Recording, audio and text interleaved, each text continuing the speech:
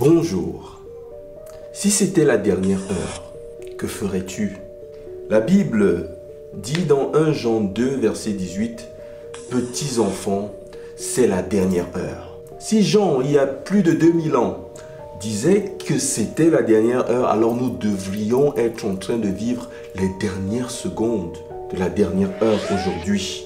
L'apôtre Paul, dans sa lettre aux Romains, chapitre 13, verset 11, disait « Cela importe d'autant plus que vous savez en quel temps nous sommes.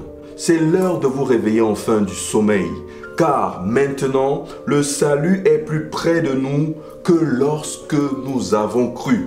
La nuit est avancée, le jour approche. » La plupart des prophéties au sujet des événements qui précéderont la venue de Christ se sont déjà accomplies, à tel point que les disciples, en leur époque, demandèrent à Jésus, dans Luc chapitre 21, versets 7 à 38, « Maître, quand donc cela arrivera-t-il? Et à quel signe reconnaîtrons-nous ces choses? » Jésus leur répondit, « Prenez garde que vous ne soyez séduits, car plusieurs viendront en mon nom disant, c'est moi. Et le temps approche, ne les suivez pas. Quand vous entendrez parler de guerre et de soulèvement, ne soyez pas effrayés, car il faut que ces choses arrivent. Une nation s'élèvera contre une nation, un royaume contre un royaume. Il y aura des tremblements de terre et en divers lieux, des pestes et des famines. Il y aura des phénomènes terribles et de grands signes dans le ciel. Alors, on verra le Fils de l'homme venant dans une nuée avec puissance et une grande gloire. Vous conviendrez avec moi que Jésus est en train exactement de décrire l'époque que nous sommes en train de vivre. D'un autre point de vue, tu n'es même pas sûr d'être vivant encore lorsque Jésus-Christ reviendra. Parce que ton souffle de vie ne t'appartient pas et peut être retiré à n'importe quel moment. Un accident est vite arrivé. Une maladie peut t'emporter de façon soudaine.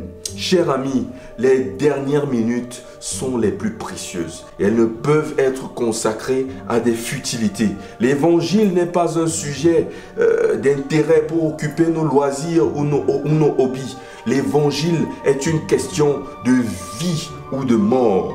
L'évangile, c'est ton besoin. La vie de Jésus-Christ, c'est ton besoin. Ton plus grand besoin, ce n'est pas de te marier. Ton plus grand besoin, ce n'est pas d'obtenir un emploi. Ton plus grand besoin n'est pas celui de devenir riche. Ton plus grand besoin, c'est d'obtenir ton passeport pour une vie éternelle avec le Seigneur Jésus-Christ dans son royaume. Si tu étais au chevet d'un homme mourant et que la seule chose qui l'intéresse, c'est le score du match de football, tu te dirais que cet homme est un insensé, n'est-ce pas? Eh bien, c'est exactement la même chose que tu fais si tu vis sans te préoccuper de ta destination après la mort. Si tu vis sans prendre au sérieux la mise en garde du Seigneur Jésus-Christ et surtout l'opportunité qu'il t'offre d'obtenir ton visa pour le ciel. Oui, il y a une possibilité pour toi de vivre après la mort. Il y a une possibilité pour toi d'attendre avec joie et non anxiété le retour de Jésus-Christ. Parce que Jésus a vaincu la mort sur la croix et par son sacrifice, il te donne accès à la vie éternelle. Aujourd'hui, c'est le jour du salut. Si tu entends sa voix, n'endurcis pas ton cœur. Ne remets pas à demain l'opportunité qu'il t'offre ce jour de faire la paix avec lui et d'attendre avec joie et non anxiété son retour très proche.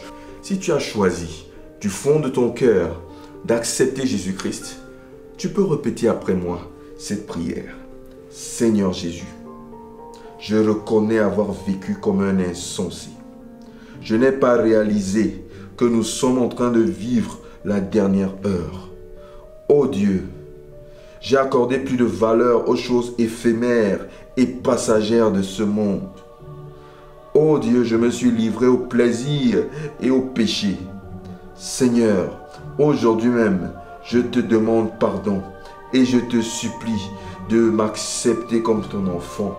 Je t'invite à entrer dans mon cœur et te reçois comme mon sauveur et mon Seigneur personnel. Au nom de Jésus-Christ. Amen. Gloire à Jésus-Christ. Maintenant, tu as ton ticket pour entrer dans le ciel. Si tu voudrais savoir ce qu'il y a lieu de faire maintenant que tu l'as, appelle juste l'un des numéros à la fin. Que le Seigneur te bénisse.